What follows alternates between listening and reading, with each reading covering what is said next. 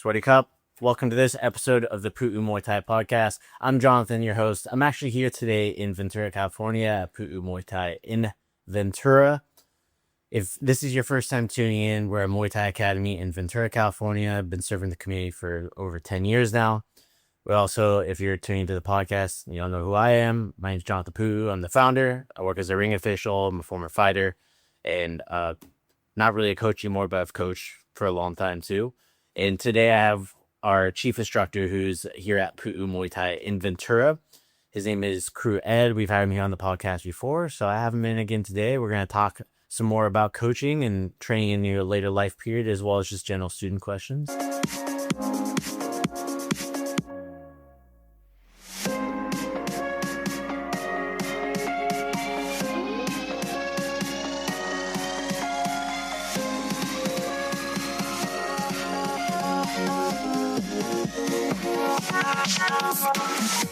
Episode of the Pu'u Muay Thai Podcast is brought to you by pmtlifestyle.com. Authentic Muay Thai lifestyle by Pu'u. Definitely go check out the website at pmtlifestyle.com for some awesome lifestyle merchandise. That's for those of you out there either involved in Muay Thai, looking at getting involved in Muay Thai, and embrace a healthier lifestyle to live the life of the Nok Muay. Go check it out. I want to talk about Black Room at Deep Studios. If you enjoy the content of this podcast, you will definitely enjoy the value that you get out of the Black Room and being a member of the Black Room. What it is it's a subscriber-based way to support the podcast. If you enjoy the podcast and want it to continue, I'm asking for your help. And in exchange, you're going to get an underground view of Muay Thai, American Muay Thai, as well as within Thailand. We have people who are now working on the ground in Thailand that are helping us get media, content, all that stuff. We're posting it there on Black Room, as well as behind the scenes footage of the podcast recordings when we're recording. After I stop recording for stuff that we broadcast, we put some subscriber based only content on there. So you're going to really get a lot of value out of that subscription. Okay. It's not just supporting the podcast. We also have podcast subscriber only merchandise that's coming out as well here in 2024. So you have to be a part of the Black Room in order to get access to that.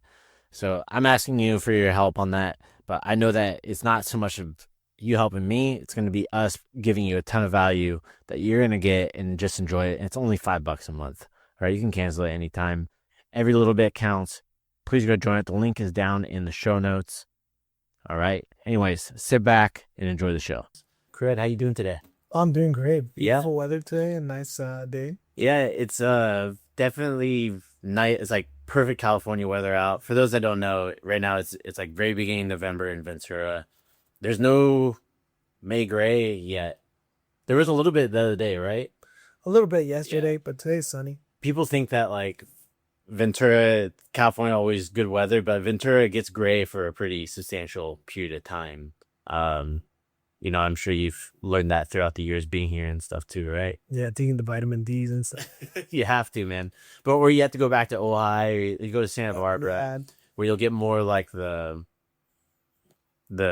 marine layer will burn off because of the way the coastline's built out and everything. Like in Santa Barbara, they have Mesa. Of course, Ojai is back in the mountains, so you have like the whole hills dividing the coastline from there as well. Today, last time you came in, we were talking about training people in their 40s, and it was actually, we had a lot of awesome feedback from people because everybody's like, man, that's so spot on why I started training. So I was like, I wanted to kind of touch more on it, and we had some questions from people too. When it comes into coaching for people, how long have you been coaching for? Just to give everybody like a brief. Coaching? Yeah. Maybe like 15 years now, like just coaching. Yeah. That's a long time. Yeah. Yeah. That good amount of time, man. So a decade and a half. A lot of time on and off, like I've been in martial arts since I was 12. I've been doing Muay Thai since I was 21 and I'm 39 right now. So I've been in it for a while. A good amount of time. So, with that, what kind of stress are you seeing from people who come into the academy in their 40s and 50s? Like, what kind of stresses do you see them exhibiting? So work stress? Is it like physical stress? Are they stressed out with finances? Like, what are the things that you're seeing, and how is it coming out? I see a little bit of everything, you know, because I see so many people in a day-to-day because of the classes that I teach and just my job in general, like what it requires me to do. So I'm seeing a lot of stress from work, a lot of stress from just, you know, like a lot of personal stress as well. Like, do you think it's some of it is like also economical stress? Oh yeah. You know, I think, you know, these times have been a little bit hard for a lot of people. And because of it, you see that financial stress, like you said, personal stress and work stress as well. So if when I get new students here and they have these stresses, they already have a why they want to train. And because they have that why, once they start training, it's just kind of giving that guidance how we could alleviate that stress doing Muay Thai. So why do you think that Muay Thai gives them that mental reset that they can't find anywhere else, or what like brings them in the door? You know, because they'll go to the gym, they might do like CrossFit, they're doing, you know, local kickball league, whatever it is that they're doing, walking. But what do you think that Muay Thai gives these people that they're not finding those other activities? In my experience, one of the key things about Muay Thai is that when you start training Muay Thai, you have to be dialed in. You have to be focused, and it's a focus you don't find in a lot of other sports because you're doing it with a partner a lot of the times. So they're calling it like a jab cross, for example. Like if you've never done a jab cross, you have to focus on doing that jab cross, and because it takes so much like focus, like, and it's a prolonged period of focus. They really are not only working their mind, they're working their body, and that kind of focus really really helps them disconnect from some of those stresses they have in life. Another reason, when you do Muay Thai, this phone right here is not anywhere to be seen. You know what I mean? So it really does help. It's in your gym bag to disconnect from like Exactly. electronics. You can disconnect from the matrix for a bit, right? Maybe before, maybe after, but during it's not around. Yeah, you're not focusing on that. You're focusing on what's going, your training that's going on in front of you, or you should, right? Yeah. With that too, like most people that start training and they think about Muay Thai, they might think that like they have to fight when they train, right? Okay. So, would you say that most people come in with the idea of wanting to fight, or do you think most people come in with like just wanting to learn Muay Thai, wanting to get in shape and to get the benefits from it? I think it's a youth demographic. Like I think the younger, like the really young, like maybe teenagers and 20s. Yeah, early 20s. They want to fight. They like, or generally they come in and they're like they have an idea of what they want, which is like, I want to compete. Now they still have to experience the art and they have to learn, and then they can really make a decision if they want to fight. Sometimes they put the faith on the coaches, you know, like to be like, hey, I'm waiting for you to give me that green light. And there's that. But yeah, everyone has their own reason. Like the top 3 reasons I would say for people to join any martial art, the Muay Thai is usually I see is like they want to compete. They want a community where they can learn a martial art safely. They want self-defense. They want to build confidence. Like, you know, that these are the main, or they want the fitness element as well. So would you say that most of our students who are in like, because you said it, like the people that want to compete is more of like an age demographic. Would you say the people that are over the age of 40 don't come in to fight, they come in to stop fighting stress? Yeah, I mean, they come into, to stop fighting stress, or they come in because they watched it on the television. Yeah, and it's something that like they're excited, like, hey, I want to try that. Like I had a guy in his 40s, maybe 50s. First day he came in and I'm explaining the techniques, and he understands all the concepts going into it. So I'm like, oh, have you trained before? He goes, I've never trained at all. Older guy, never trained at all. And I'm like, oh, you know, very good like concepts for fighting and engagement. And he's like, yeah, I'm a big fan. I watch I watch the UFC all my weekends. I just want to try something like this. He's just watching fights. Yeah, he's a 40 fan. guy, right? He's a fan. He's an older fan, and he understands. Yeah. So, going into that, how would you say that hitting pads, clinching, learning Muay Thai techniques, and training actually helps release like that fit? Like when people are stressed, they don't realize it, but they're holding in their body, they're hunched over. Like you see it, especially guys you see like in their ass, or, walking around like this, all crazy when they're older. But how would you say that training actually helps release that tension for them? Oh man, they're so. Uh, so one of the things I believe is like martial arts are very important in the sense that like it really creates this balance of how do you say, like spiritual, mental, and physical, right? And when we have like people that come in for the first time, especially the beauty about Muay Thai is a lot of times it's like my old crew used to say sabai sabai. It's, you think it's gonna be like you're gonna be hard and you're gonna be like that tense, and so you see like a beginner come in and they tense up and they hit, and it actually makes them really telegraph their punches really slow and gas out really quickly. When I teach someone, I teach them also to relax. Like Kunakwi taught me to be like a worm. Yeah. Watch out for the worm. It wasn't my style. I was like, oh, I'm a tense guy, I'm gonna smash him. But then like when you get into it, when you train for 25 minutes straight and doing pads, you realize if you gas out in the first 2 minutes, then dead. Yeah, and you realize a little bit with the coach's guidance, like, hey, my posture's a little bit off, my footwork's a little bit off, my breathing's a little bit off. Why am I so tense? So really, you learn how to be like I'm gonna say like not quite to say be like a worm. You'd be relaxed, like okay, you can last. Yeah, it's almost like when people are starting in like a warm up, like we have like if you do a harder warm up, like with calisthenics and stuff, it's almost like getting your body fatigued to the point where it can't be tense anymore is important to learning technique. Yes. Right. Yes. So this is like a concept, like you're saying, that student comes in as super tense, is trying to hit. After a minute and a half, they're like dying, right? And they have to learn how to relax and still practice. Though, like when it's your first time, that's much easier said than done. Yeah, it's a foreign concept. Yeah, and explain with words, it doesn't really it's not easy to understand. Well, not only that, is like you're still learning like your technique, your stance, your balance, and stuff like that too. With that too, what are some changes that you notice in people's posture, their body language, and energy that people start getting once they are in training consistently? All right, like I know that I've seen some stuff. What are some things that you see? What I noticed is when someone's consistently be training for like a month, you can see them, they stand a little taller. Their shoulders are a little broader.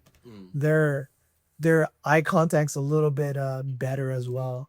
Those are like the big cues I see are like, oh, this guy's feeling pretty good about himself. He's really like projecting that energy. They carry themselves a little bit differently, right? Because they start realizing like, oh, I need to stand a certain way, and they're more aware of their body, right? And for those that don't know, I'll share this, is like there's actually a whole study where they took like a pencil, and what they did is they took a group of people, and they had some people where they put the pencil in their mouth like this, like where they're scowling, and then they had others where they put the pencil in their mouth like this, where it forces a smile. And they did a mental exam to tell about their mood, and the people who were forced to smile were actually shown in a much better mood based upon their it's not an exam, but an assessment. Yeah. All right. And the people who were forced into scowl showed that they're actually in a lower mood compared to the forced smile. So it kind of goes into also with training. If it's getting you to be more aware of your body and you're standing up more tall, you're going to start feeling better too. It's actually, there's a lot of research and science behind your posture and how you carry yourself and how your mental wellness is going to be too. Yeah. So that you get into like anybody who's out there, look into yoga stuff. There's a lot on it. Like yogis are big on posture, breathing, and how you carry yourself too. And Muay Thai comes into that. It's like one of the spiritual, like you said, physical, mental, spiritual things that goes into it. For some people, how they carry themselves is like a spiritual thing for them. All right. For that too, how does that confidence carry into their work or their family life? Like, what have you seen? Just like the communication with their work and with their family life is a little better because they're a little bit more confident. Like I've seen a lot of that, like where people are more like willing to go up to someone and just have a conversation, and it's You even see it. They even see it here. Yeah, 100% at the academy. Like if somebody who was shy and didn't talk to me the first day becomes chatty Cathy. Me. Right. Yeah, and then like then you build that community, and is just like I see the growth within people that are willing to not just text each other, but like talk to each other. Yeah. Well, that kind of goes into it too. Like, how do you think that Muay Thai helps people in the Muay Thai community help people to be able to manage stress or, even loneliness too? Because it's part of that community. How do you what do you see? How do you see that playing into it? One of the things I do see is like Muay Thai is one of the communities that's very supportive, especially at your academy, because everyone that works there, like all our staff trains, Yeah. I think all our staff competes actually. Like they've all competed. Let me see, like almost all of them, right? And it's not like they started like this. It's just something that they fell into, and they kind of like wanted to experience. Yeah. But that brings an empathy of experience where it's like, I remember my first day walking in and feeling that anxiety of like, what am I getting myself into? Like, this guy's destroying the pads. Is this guy gonna hurt me? Yeah. And it's the complete opposite. Is those guys are the ones that are generally like the ones that are gonna spend the time to like help you out. Yeah, help you out, make you feel good, and they understand. It's relatable for them, right? It's definitely relatable, and like you said, the empathetic approach. Like, hey, I remember when I was dead and almost throwing up my first class, right? If they felt that and someone was really tense when they came in. It's something that like you don't even like they don't have people throw up all the time, but I've had people throw up, right? Yeah. They haven't trained for a while, they push themselves a little bit hard, and then they throw up. And I've had them like voice their concerns, like, I'm a little ashamed I threw up in class, and I'm kind of embarrassed. I don't want anyone to see me.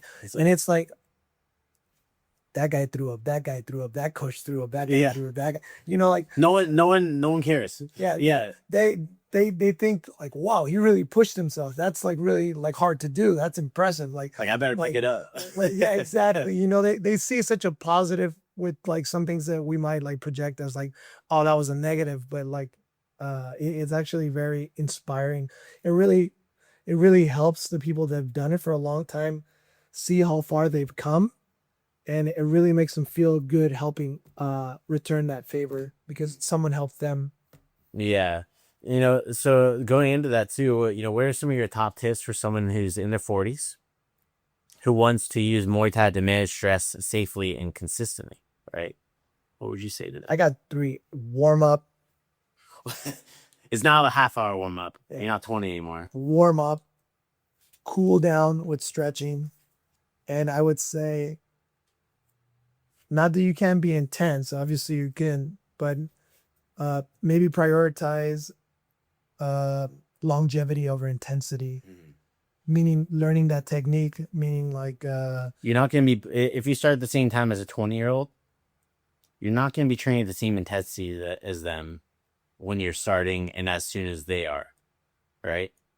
And the IQ matters a lot. It only takes one. Like if they make a mistake and they're overly aggressive, you can catch them with one strike. Not saying that you don't need intensity, but like it's what's in here. Like when you see like the best fighters, it's always like, oh, this guy was really strategic. The mental. Yeah. The mental. So how do you coach people to balance between like rest, work, and training without burning out? Like, I know you work with a lot of people. What are some of your tips if there's somebody out there that might be trying to balance that too, or they're wondering about it? Because I get it. Like you can be so busy, you have kids, you have work, you're working full time, the bills are overdue. you got cut back on hours at work, and you're still in to train, and you're just feeling like done. What are some things that like can help them manage that? Let's say don't overdo it at first. Like start with your maybe 2 classes a week, and see how your body adapts. And then I would say then with your sleep, do the best you can to get 7 to 8 hours sleep to get your body to recover as well. Because anytime you start anything new, like you're gonna have like pains that you're not familiar with, but they're not injuries. They're just like the movements that you're doing are gonna like use your muscles that you've not used for a long time, and yeah, it's you need to allow yourself to recover, and then find that balance within work, play, and family. Yeah. What do you think about if you're not working out at first, this like training anything, any physical activity, if you're not doing any physical activity, especially in your 40s, in your 30s, you start feeling it. If you're not doing any physical activity and you start doing something like Muay Thai, you might feel like you have less energy at first, right? Oh yeah. But then over time, as your body adapts, you're going to have more energy throughout the day. And like it comes into your posture, how you carry yourself, your confidence, and those little building blocks. And it's, like starting anything new is like, I use the word pain, but pain can just be discomfort. It can be like, hey, I'm a little bit more sleepy the next day. My muscles are a little bit sore. And the next day it's harder for me to go surf. Right? It's like, hey, but this is going to help you surfing later on. This is going to help you at work. So that way you can be more mentally sharp over, the span of the day because of you putting yourself under that healthy stress here in training. Yeah. And it's like it's like an osmosis too. Like as you recover, you feel a little stronger, you push a little harder, you have more fun. Mm-hmm. Right?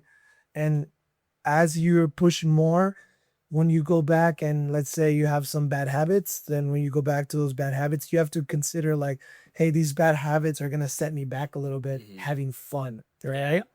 And then so you do less of the bad habits and you do more, and then you find a good balance where it's not like, I'm going to have like 10 beers on Friday, and train on Saturday. Yeah, that's not going to happen. It's going to be like, they're going to be like, maybe I'll have a glass of wine, like one or something like this. And then, I still want to train. And yeah. It's like, that comes like, I felt it. Like I used to drink more when I was younger. And then like, I just gradually turned towards like, I don't want that because it hurts my work. It makes it so I'm less effective leader. It makes it so I'm less effective in training. I have less energy and I have more stress. So that's how I feel about it. Yeah. And I like a good drink too, but like when I feel strong, and when I feel healthy, and when I can go to the pads like as hard as I can, and then learn to relax, and I can see things, the last thing I want to do is, all right, let me drink one, because I'm already using that like pad work to de-stress. Mm-hmm. Let me drink one to de-stress. It doesn't have the same weight anymore, and then it affects my ability to de-stress in a healthier way. Yeah. Yeah, well, awesome. Well, thanks for coming in today, Kru Ed. Of course. How can people follow you like on Instagram? My name is my Instagram tag, so it's edwardgo.pmt. Okay, so edwardgo.pmt. We'll have it down in the show notes and everything as well. If you come into the academy, you want to do private lessons, this is the guy to come in and train with, especially, you're in your 30s, your 40s, 50s. Got a lot of experience with it. Can't recommend them anymore. As always, can always call us too. Yeah. Number down the show notes as well. All right. Until next time. Sawadee Cup. All right. That's going to be it for today. Thank you so much for tuning in today to the Pu'u Muay Thai Podcast. If you enjoy the content, go leave a review over on Apple Podcasts, on Spotify. Give us a rating. It means the world to us. Also, if you want to be a guest on the Pu'u Muay Thai Podcast, or if you just want to shout out to your friend, go check us out at podcast.puumuaythai.com. You can submit to be able to be a guest on the podcast. You can submit what you want to talk about. Also, if you want to just give a shout out, there's a button for that too. Sawadee Cup.